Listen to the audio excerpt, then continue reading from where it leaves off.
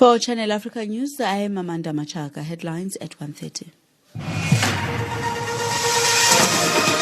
SABC News, independent and impartial. From an African perspective. Thank you, Amanda. After going into sleeping mode in terms of observing COVID-19 health guidelines and leaders not practicing what they preach, reality is dawning on Zambia, and now police and other law enforcement officers are being sent to the streets to enforce the COVID-19 laws. Zambia has in recent days seen high numbers of COVID-19 transmission, and the government is now realizing that the challenge is getting worse by the day. Our Lusaka correspondent Arthur Davis Skopo gives us the details. The country had gone into sleeping mode in terms of observing health guidelines set to prevent the further transmission of COVID-19. Reasons to the laxity are many, such as ceasing of daily updates, and national leaders that includes the Republican President Edgar Lungu, his ministers, and many others, been seen not practicing what they preach. One clear example is President Edgar Lungu being seen surrounded by hundreds of people in public events, devoid of social distancing and masking up, the last being during one of the launch of a bridge in Lusaka. Health Minister Chilufya has also been seen with huge crowds. One example is at one of his court appearances, and many others have been seen as such, hence sending a different message from what they preach daily. But now, the cases are hitting high numbers to an average of 200 positive cases a day. The number of deaths, too, is on a rise. And the latest development is that brought-in dead, or BID cases, are today much more than those that are dying from health facilities. Saboy Imboila of the National Democratic Congress, NDC, is concerned that leaders have not been practicing what they've been preaching. So because they keep on saying something else and showing wrong examples, the people also relax. A lot of people that we know are dying. A lot of people are dropping dead. So everybody can see that really something has gone wrong. And why has it gone wrong? Because they mismanaged it.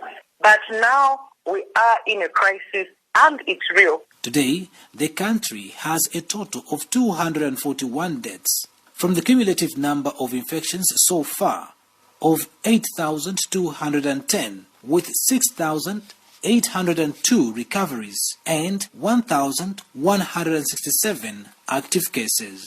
It is this escalation that the President, during a cabinet meeting Monday morning, directed that police and other law enforcement agencies be brought in to ensure compliance of COVID-19 guidelines. Health Minister Chilufya, who made this announcement, adds that the revision of working schedules and times be enforced immediately and directed that people embrace technology in carrying out trade and commerce in the country. The Ministry of Home Affairs will deploy police and other security officers in public places to ensure the enforcement of COVID-19 public health measures. Zonas and nightclubs still remain closed. The President has further directed through cabinets that all non-essential workers will operate remotely in order to minimize personal interaction in workplaces. Under enforcement of the COVID-19 laws in Zambia, Ms. Imboila says that some of these are just unfortunate because they are targeted at the opposition. So those pronouncements are not for everybody else, but for the opposition. We know what they're about. So with that now, they want to justify the reason why they're going to unleash the police on the opposition. They've been talking about the regulations all this time, but we see them all over. The president himself is all over the place. His ministers are all over, but now they know that the opposition are saying that let's go in and mobilize ourselves as well. Crispin Chinda of Munali in Lusaka welcomes the decision by the cabinet. We have to commend President Edgar Lungu for the decision to deploy the Zambia Police Service in the community in view of laxity on COVID-19. Taking this disease casually is very suicidal. I personally postponed a community independence football tournament in Monali constituency because this disease needs to be treated with the seriousness it deserves. Arthur Davis Skopo, reporting for Channel Africa in Lusaka, Zambia. International leaders have met to discuss aid for Lebanon at a donor conference organized by French President Emmanuel Macron.